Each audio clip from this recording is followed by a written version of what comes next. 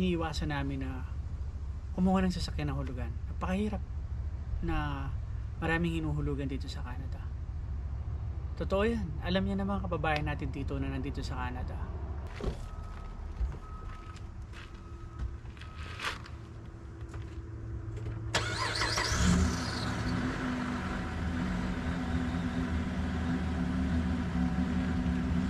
Umandar siya mga boss. Panalo. Hindi ko inaasahan na under pa to.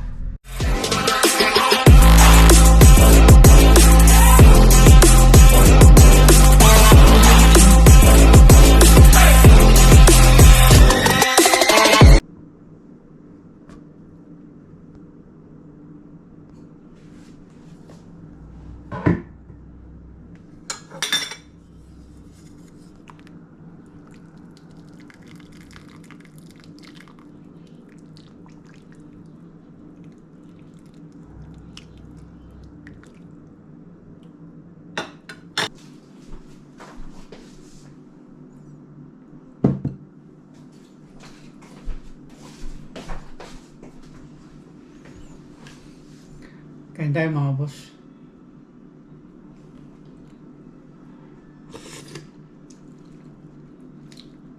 Sarap.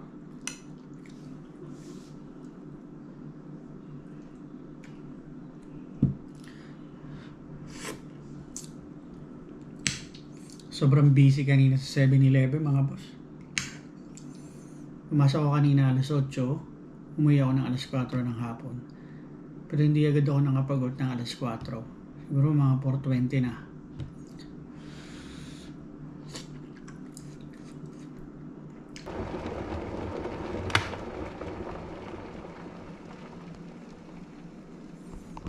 Okay.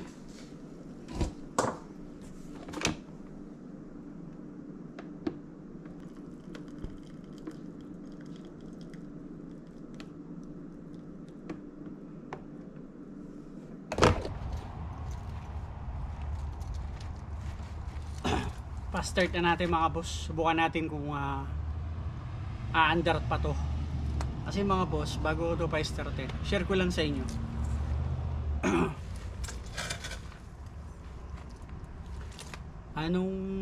Bago kami magbakasyon sa Pilipinas, hindi muna namin pinagawa to. Kasi syempre magbabakasyon tayo, kailangan natin may budget tayo. Medyo may kamahalan yung pagpapagawa nito. Kaya hindi namin siya minadali. Baga, pinag-ipunan muna kami. At minsan lang naman mangyari sa amin itong pamilya na magsasama-sama kami makapagbakasyon. Kasi nung last na bakasyon namin, kami lang mag-asawa. Wala yung binata namin. So ngayon, talagang pinaghandaan namin. Tulad nga na sinabi ko sa inyo na mahal lang pamasahe pauwi ng Pilipinas. At yung budget pa namin, 'di ba? Pag-uwi ng Pilipinas. Kahit pa paano, 'di ba? Yung mapakain mo yung mga mahal mo sa buhay, 'di ba? May treat mo sila. Maligaya na sila noon. At accounting pasalubong na yun yung pinaglaanan namin ng pera. Ang totoo, ang ticket talaga napakamahal. Mahal talaga. Alam yan ng mga kababayan natin nagpapakasal sa Pilipinas. So ngayon, hindi muna namin binigyan pansin to. Kasi may nagagamit naman ako. Yung nado sa kabila, ginagamit namin yun ni Mrs. So hatid sundo na lang ang bawat isa. At yung anak naman namin, meron naman siyang sasakyan na ginagamit niya pang school. Kaya may commercial tayo, yung Ibon. Pag ka na sumabay, nagsasalita ako eh. Sumasabay pa eh, no? Ayun mga boss. So ngayon, at sa kako na pagbalik namin, yung unang magiging sahod namin pagbalik namin, yun ang magiging budget nito. Ganun lang mga boss. Wag lang magmadali. Yung bang ano lang ba, hinay-hinay lang. Kasi mahirap na masanay na mangutang. Yung credit card, diba tulad yan sinabi ko sa inyo, napakaluwag dito magpautang ng bangko. Napakaluwag nila. So ngayon, daldal ko no. Hindi naman gaano mga boss. I-share ko lang sa inyo para kahit pa paano may makuha kayong may mga konting tips ba na alam niyo naman ako kahit ganito yung aking content vlog ko, yung buhay Canada, na walang kakwenta-kwenta. Wala daw kakwenta-kwenta. Hindi naman mga boss.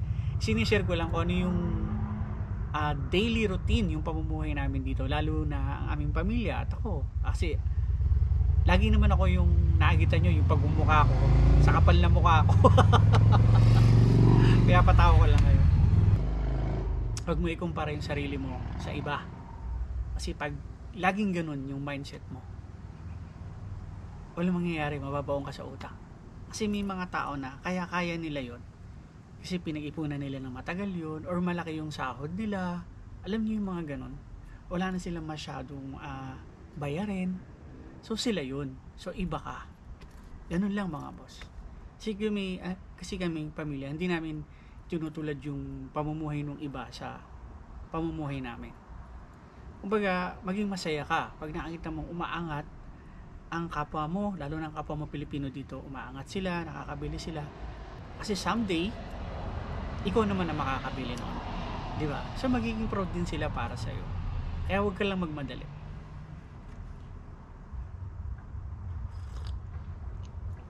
Pa-start na natin. Dami kong daldal eh, no? Pambira. Wala na tong remote mga boss. Okay lang sa akin walang remote. Importante sa akin, may service ako. Ito may susi naman eh.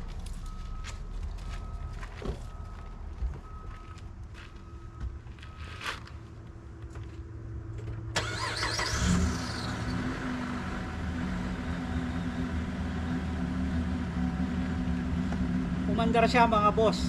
Panalo.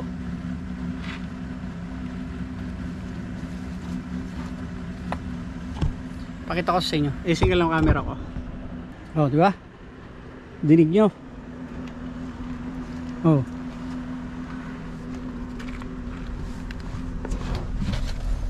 Oh, di ba? Oh. Oh. Hindi ko inaasahan na under pa to. Kasi alam niyo yun, nung hindi na umarangkada sa kalsada at na pina-estimate ko to, kasi ito mga boss, yung RPM niya hindi na talaga umakyat. Ano lang siya dun sa number 10 lang siya ganun, tapos hindi na siya aakyat talaga. Yung magkakaroon ng yung arangkada baga, wala nang ganun, wala na tong ganun. Ito may lumalabas na nga siya. Ayun, nakita nyo yun? Check engine. Tapos yung tunog ng makina niya, nakita nyo? Para bang kinakapos. Parang nagbabibrate nga eh. Angat natin yung hood. Ay, Diyos ko po, patawarin. Salamat. Salamat sa Lord. Diba ga? Kasi matagal na stock, pero kita nyo naman, kumikisi pa. Parang manok. Ganda ng flowers, oh. Oh, ayan yung makina niya. Sensya na kayo, ha. Madumi. Tamad kasi ako maglinis eh. Pambihira.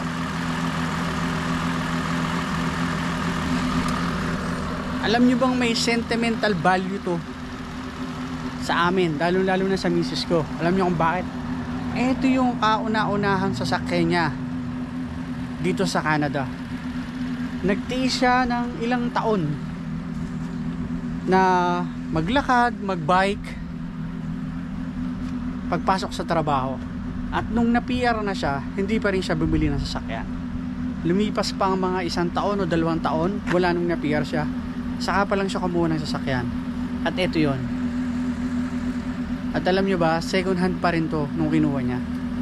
So alam nyo yun, hindi nagmamadali at hindi agad yung gusto agad ay mamahaling sasakyan. Kasi si Mrs. kasi dinidepende niya yun sa income niya, kung malaki yung sinasahod niya. Kung maliit, kumuha ka lang medyo ng mumurahin. Yung alam mo na pasok sa budget mo, may matitira ka pa. Yun baga, parang ganun. Matagal na to. Si Mrs. na dito 12 years siguro. Yeah. Tanya naman ang forma, di ba maganda pa? Oh. Ano yun? Ay, natunog na yun. Oh, kita nyo naman yan. Yung pormahan niya. Oh, panalong panalo pa.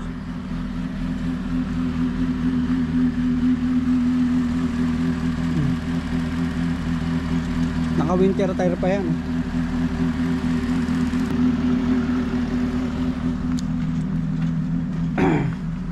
Pakita ko sa inyo yung loob. Ayan.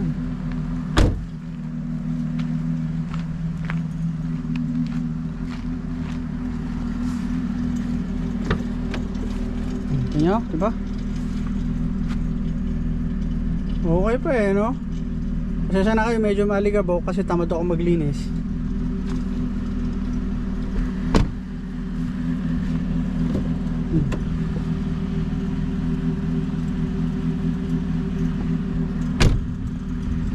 Minatunog dito eh, oh.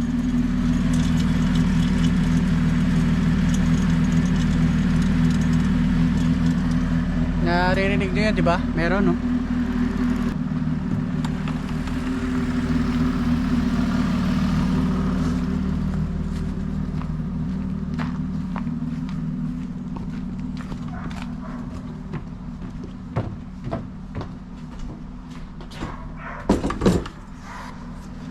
Ito, ilalagay ko na dito kasi may butas ng ano namin, ayun, yung alulod, tubig, yero.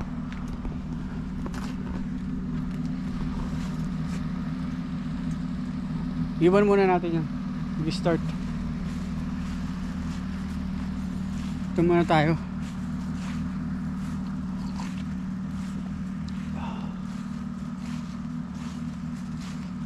Bilis tumaas ang damo, oh. Bihira kayo, mga damo kayo ba? Kakaputol ko lang sa inyo nung ano, 3 araw, eto na naman kayo, sumibol na naman. Diyos ko po naman.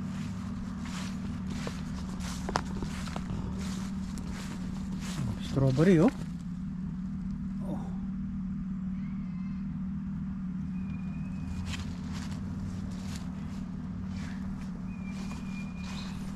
Ito tanglad. Oh, tanglad.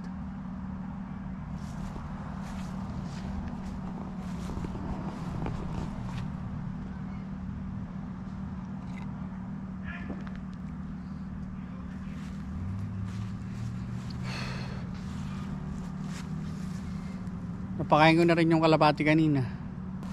Minsan kapag alam niyo, pag nagkakaedad na pala tayo, no? Parang humihina na yung panunaw natin sa pagkain.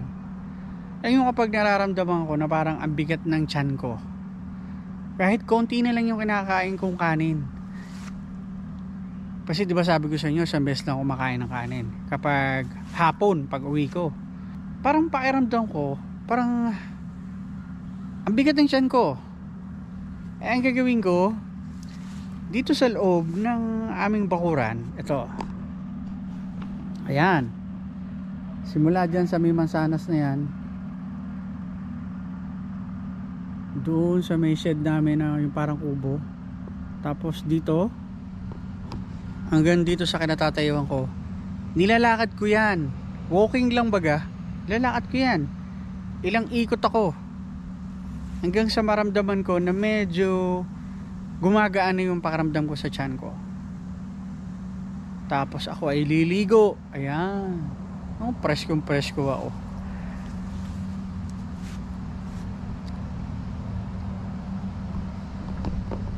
Dito kasi sa Canada, kapag summer ka lang talaga pagpapawisan.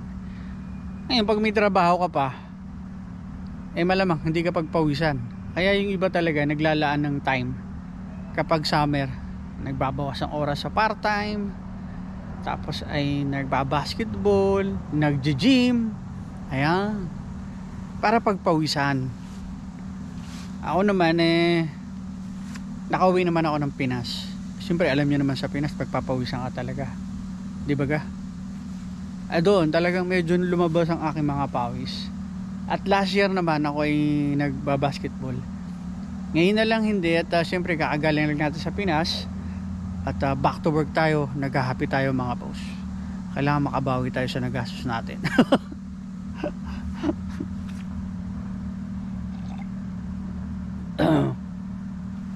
Yung likod na ano na eh, na putol na. Yan.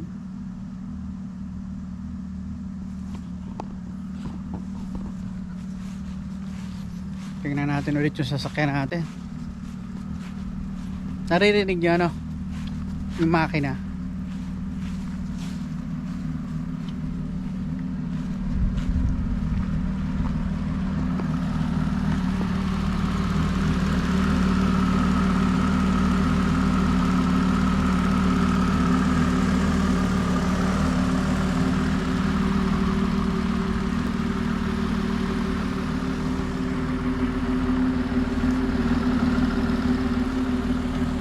Patayin ko na, no? Siguro yan. Pinato ko muna dito.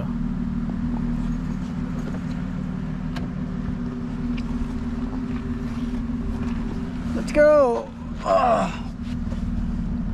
Na-miss ko to gamitin. Tingnan nyo medyo apakan ko yung ano nya, silinyador, yung gas. Tingnan nyo kung akyat.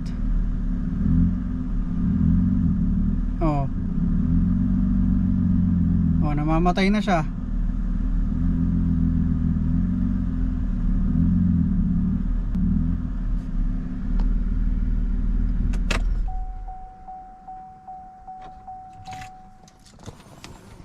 Yun, nakita nyo, ayaw umakyat ano. Kaya natin kababagsak. Pabagsak eh. Okay.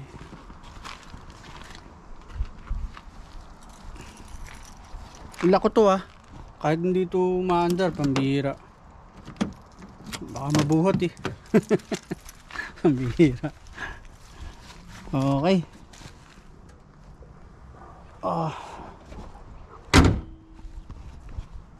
Thank you Lord. At may sign na kaya pang ipagawa.